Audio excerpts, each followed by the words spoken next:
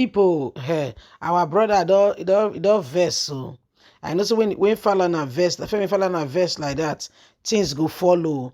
He said people who are behind the smuggling of petroleum products and oil thief must be apprehended. The people are suffering. The president is using 124 cars as a convoy. He said, but the people are struggling. Those behind the oil theft, you started on a good note as though you are going to apprehend them, but since you're meeting with Buhari and you came back, it's as if you've taken a dose that has made you calm down. You have made you calm down. You are no longer rising up and saying, enough is enough. So these are some of the things that are going on, and every single person is wondering, where do we go from here? Because now you don't calm down. You don't calm down. You don't want to speak as you should. So these are some of the things going on, and every single person, they wonder where we go from here. Femi Falana say people are suffering. The president is using 124 cars. The oil theft, people that are stealing the crude oil, that you said will be apprehended. If you like say they don't forget that matter. Please don't forget to give us a thumbs up, like us, share, subscribe. Nigerians are suffering. Those behind crude oil smuggling, petroleum products, oil theft must be apprehended. You are using 124 cars for convoy and not speaking out. Mr. Femi Falana, son, human rights lawyer, asks who are the people behind the oil smuggling of petroleum products and oil theft in Nigeria. Said this must come to an end. Femi Falana asked the question in an interview with AIT during the show, a program where he was featured, where he was airing his view on why he does not think fuel subsidy should be removed to affect the life of the people.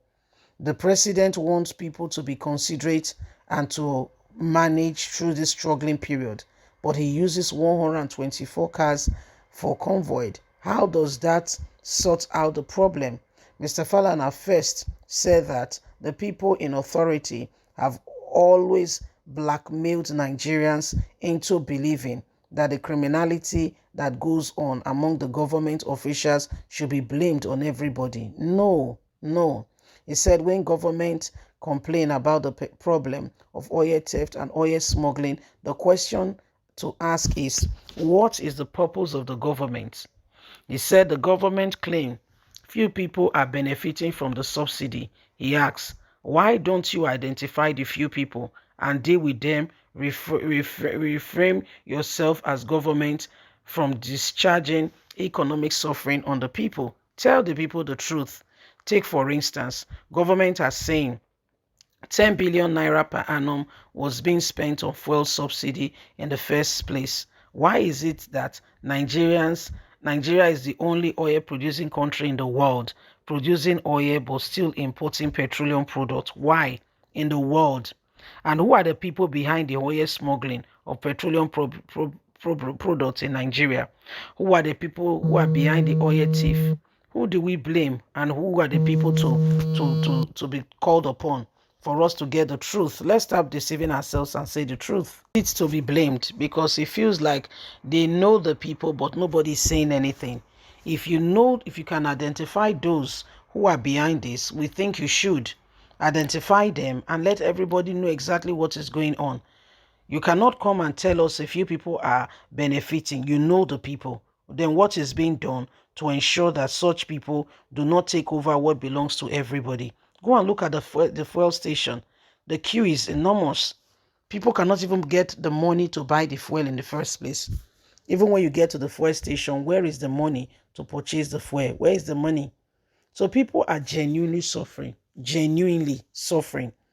And yet you come and you tell us that this and that. Excuse me. Let's be factual. Let's be honest. Let's be sincere. Let's tell ourselves the truth. Who are the oil thieves? You know them, or don't you? So don't make it look like Nigerians are the ones who are behind this. When you guys know very well the people who are destroying the nation. You guys have their memo. You know them. But yet you come to Nigerians and you want them to feel or to tell you that you are doing well. I don't get it. You want them to tell you that you are doing well. Remember I said Tinubu again, he carried 124 vehicles as a convoy. 124. 124. I believe that some of those vehicles are empty. 124. So how do we sort that out? Yet you say the people should manage.